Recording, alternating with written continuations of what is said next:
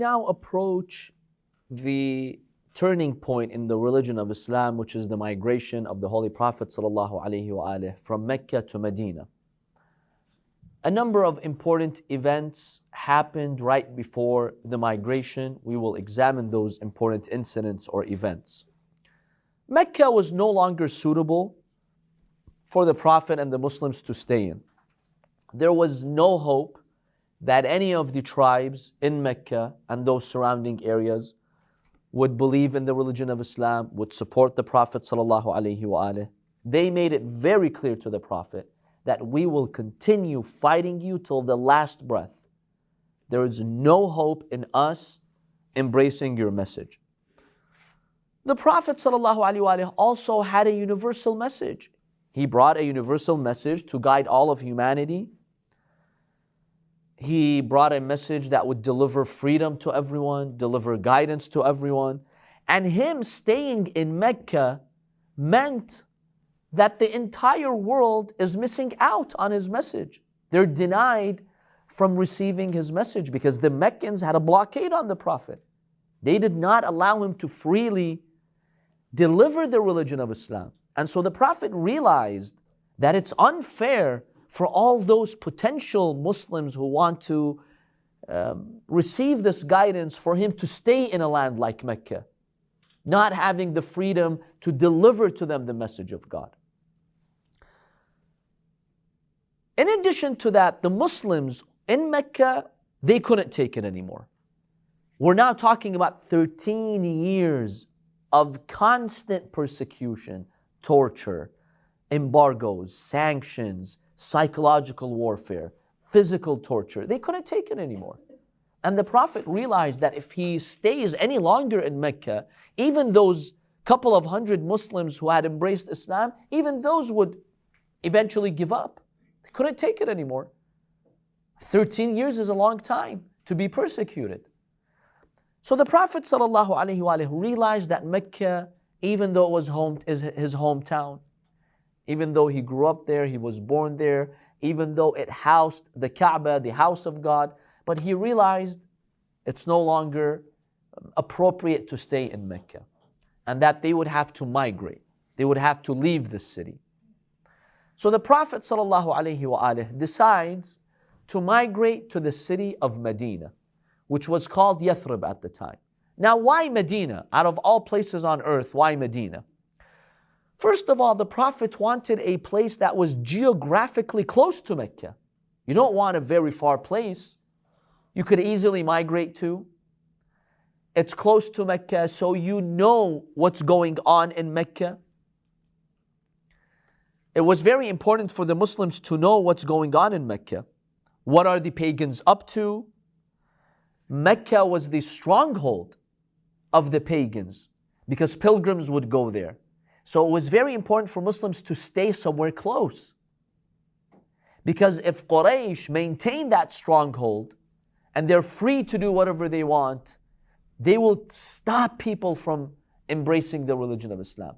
So the Prophet wanted a place that's kind of far. It's like 400 kilometers to the north, but it's not too far. So we can keep an eye on what the pagans are doing, what they're up to, what their next scheme is. So you needed a city that wasn't too far from Mecca. So that was one factor that made the Prophet choose Medina, or made Allah subhanahu wa ta'ala choose Medina for him. Number two, being in Medina allowed the Muslims to exercise pressure on the Meccans. Why? Because remember, the Meccans in their business and trade, what route would they take? They would go to Syria. Syria's to the north. So their caravans would pass by Medina. Now, during those 13 years, Quraysh were free to persecute Muslims. Who's going to punish them? Who's going to hold them accountable? No one. Muslims were weak. They couldn't hold them accountable.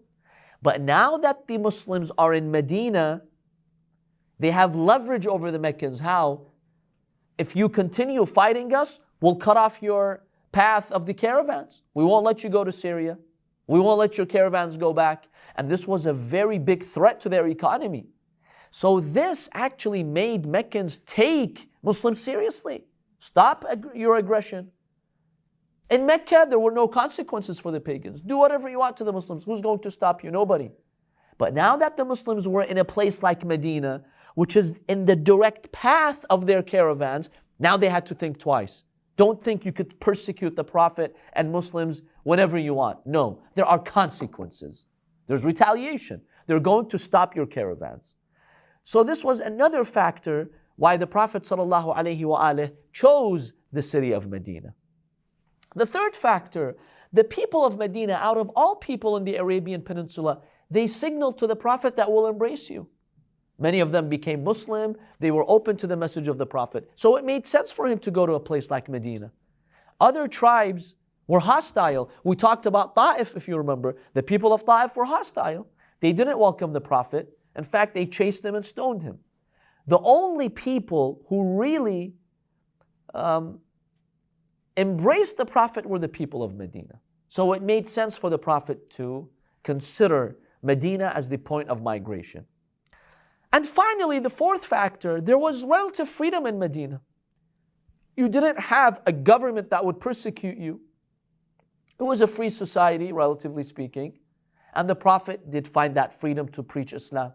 Had he gone to the Roman Empire, there's a strong Roman ruler. It's not going to let you preach another religion. Had he gone to the Persian Empire, same thing. You have a strong Persian government or ruler. There is no freedom there.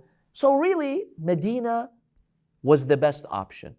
It was a viable option to go for migration. So the Prophet ﷺ, he communicates to the Muslims to start going to the city of Medina. And Allah subhanahu wa ta'ala commands them in the Quran to start the hijrah, which literally means the migration. In Islamic law, hijrah sometimes becomes wajib. Migration becomes necessary. When your religion is threatened, you can no longer practice your beliefs, your honor and dignity is violated, Islam tells you migrate. In fact, there's a verse in the Holy Quran that rebukes and condemns those who don't migrate and they lose their faith as a result of that. Allah subhanahu wa ta'ala states in the Holy Quran, إِنَّ الَّذِينَ تَوَفَّاهُمُ الْمَلَائِكَةُ ظَالِمِي أَنفُسِهِمْ. There are certain people, the angels come to take their soul at the time of death. ظَالِمِي أَنفُسِهِمْ. They're oppressors, unjust. قَالُوا فِيمَ كُنْتُمْ. The angel said, what have you done? Losing your faith, losing your honor, losing your dignity? What have you brought upon yourselves? What's their justification? قَالُوا كُنَّا مُسْتَضْعَفِينَ فِي الْأَرْضِ. We were exploited in the land. We were deemed weak. And you see the others, the pagans, they forced us into this. We didn't have the freedom to practice our religion. This is their argument. What do the angels tell them? قالوا ألم تكن أرض الله واسعة فتهاجروا فيها. The angels will tell them, isn't the land of God vast? Couldn't you have migrated? Who forced you to stay here? Who forced you to stay in this city that made you lose your religion? Leave, migrate. So the Holy Quran commanded those Muslims that you have to migrate. It's wajib. Yes. So this verse that I recited, I'll give you the reference. Is that in Surah An-Nisa? 1 second, I'll get you the reference. So that is Surah An-Nisa, verse 97. So 497. So Allah subhanahu wa ta'ala is the owner of the land. He's the owner of the earth. If one place is impeding you from your religious progress, even your economic progress, go somewhere else. Yes, it requires sacrifice. It's not easy, but this is part of our test. Allah subhanahu wa ta'ala tests us in this life. And this is, by the way, a lesson for us today about migration. If anyone lives in an area that is hostile to your religious values, to your honor, your principles, your beliefs, and you can no longer practice your faith, especially your younger generation, find another place. You don't have to be stuck in that place just because you were born there, for example. Now, while in the last century, we saw a migration to the West because in many, unfortunately, Muslim societies, people were no longer able to practice their religion freely. There was a lot of religious persecution. So Muslims found freedom in Western countries. Unfortunately, today we see the opposite happening in some Western countries, without naming any, but some countries that are, for example, imposing a ban on the hijab, right? Now the ban has to start somewhere. So initially they start with public places. Then they, move on to banning, for example, the full veil, the burqa or whatever, the niqab. And then one day in the next 5 years, in the next 10 years, they're going to ban hijab altogether. If you live in a society like that, where you see you no longer can practice your faith, the Quran says, migrate. You don't have to stay there. If you can stay there and fight for your rights, yes, do that. But if it reached a point where you can no longer defend your rights and you will lose your next generation, migrate. This is an Islamic obligation. To secure your principles and values and beliefs, sometimes you would have to migrate. So the religion of Islam teaches us that your religion comes before your land, before your culture, before your home, before your wealth, before all other interests that you have. This is your primary interest because this is what will determine your fate for eternity on the Day of Judgment. So don't spoil it, don't squander it. And migration really has many benefits.